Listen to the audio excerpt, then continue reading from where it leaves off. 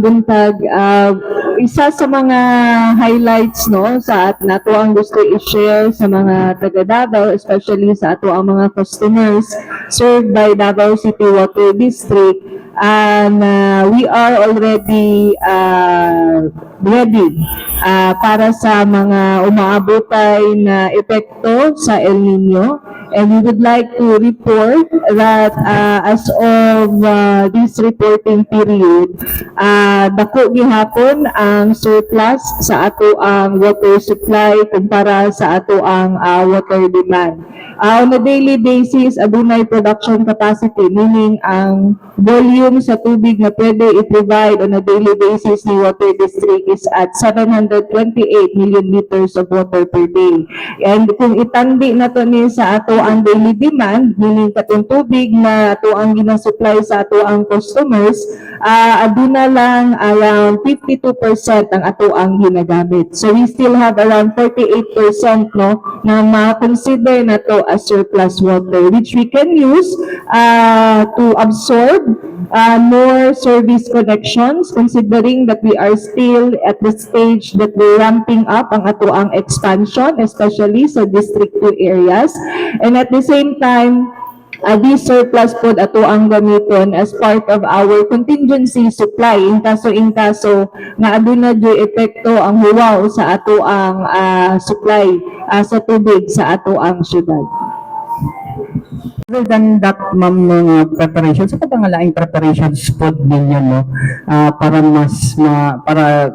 dili mapektuhan na to ang water supply diri sa Davao City. Aside sa katong inyong taas pa to ang supply compared sa demand. So other than that, ma'am, unsa pa ang mga other preparations na ginagawa sa DCWD? Yes. Given naman yun that we have an abundance in supply right now, but of course,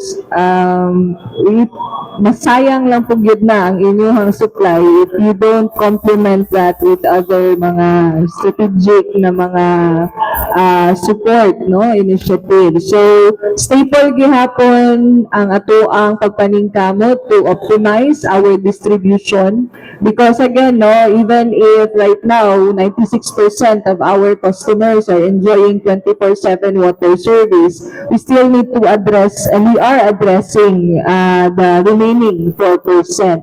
So padayon po ang ato ang mga improvement projects for these areas, included po ang ato ang mga expansion ng mga activities, considering that if there is dry spell or El Nino or huwaw, definitely more people would need to have access no to affordable and safe to drink water. So padayon ang ato ang pagpaningkamot na mas daghan pa ang ato ang maserbisyuhan to the expansion activities na ato ang ginabuhat. That's the reason why ato ang gihapon gi-extend no katong 500 na installment promo to make the application process more affordable to our customers. Isa po kay pinaka-importanteng aspeto sa ato ang operation karon ang kaning pagpakunhod nato sa water loss or non-revenue water, kasi the more manggod even if daghan kag supply kung maadto lang ni sa non-revenue water, sayang lang ang imuhang supply na available na instead mahatag nimo sa ato ang customers. Another thing that we are also optimizing right now are our critical functions, all the more because we're not only encountering the possible impact of El Nino sa atong operation, but we're also feeling the impact of the rising cost no sa ato ang operation due to the international na pangpanghitabo. So we're also optimizing no kaning mga critical activities nato, prioritizing ang ato ang mga trabaho that are necessary and ensuring the continuous supply of safe water, and also our frontline services, most especially to provide immediate support to our customers. So overall, moni ang ato ang mga ginabuhat. These are already plans and programs that are in place sa ato ang buhatan. But of course, with these emerging na mga challenges, mga hagit karon, all the more that we are making sure that all of these activities are in place. Muna na siyang ato ang total production. Now, since kato, only 52% lamang good sa ato ang total production ng atong kailangan to supply sufficiently ang ato ang water needs sa ato ang customers. What we're prioritizing in the distribution is the surface water. So, gina-optimize nato ang katong surface water source sa ang ato ang gina-distribute.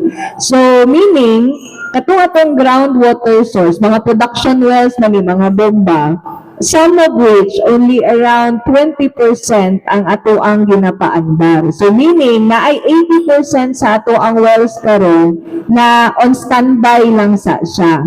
And we will only operate these wells if the need arises. So what are those needs? Immediate is kung naay kakulangan sa supply coming from our surface water source, or if musaka ang ato ang number of service connection. So meaning atong threshold karon na apatay 48% na supply na pwede itakang for these needs na ato ang gina-foresee. Na-mention sa City Agriculture's Office, ma'am, na ang ilang preparation sa drought kay mag-deliver og tubig para sa mga farmers na bukid. Nabay, kung naalang, ma'am, nabay coordination po na nahitabo between LGU ug sa inyong office abahin namin? I think there will be a task force na tagabuhaton for that purpose. And since this concerns water, most probably, although wala na ko ginapiyang pang Citigo, most probably we may be involved. But you have to remember that Davao City, we have 182 barangays. As of this time, we're only serving 117. So meaning, minus ato, there are other water service providers, majority of which are what we call as barangay water systems. Either they're run by the barangay association, some naman cooperative. So I think if there are contingencies that we need to prepare to ensure that there is adequate water for everyone, especially pag musaka ang effect sa El Nino, DCWD, we can make sure that we can cover ang katong within our service coverage. But for the other barangays, isa po ito na dapat tanawon sa ato ang city government. On our end, we are helping these barangays already in the form of technical assistance because that's the most that we can provide, which is very helpful in their operation. When we say technical assistance, we capacitate these barangays, kagagmay ramang good ni sila to help improve how they handle their operation, their maintenance, water quality, even the financials para ma-sustain nila ang ilahang operation. But one of the things na medyo sa gubangon with respect to what's going to happen with the El Nino coming is the availability of their sources because majority of these barangays are relying on surface water. Now, we may be directly impacted by the rising temperature. So isa na sa pwede na to i-explore na mga pagpangandam with respect to water access.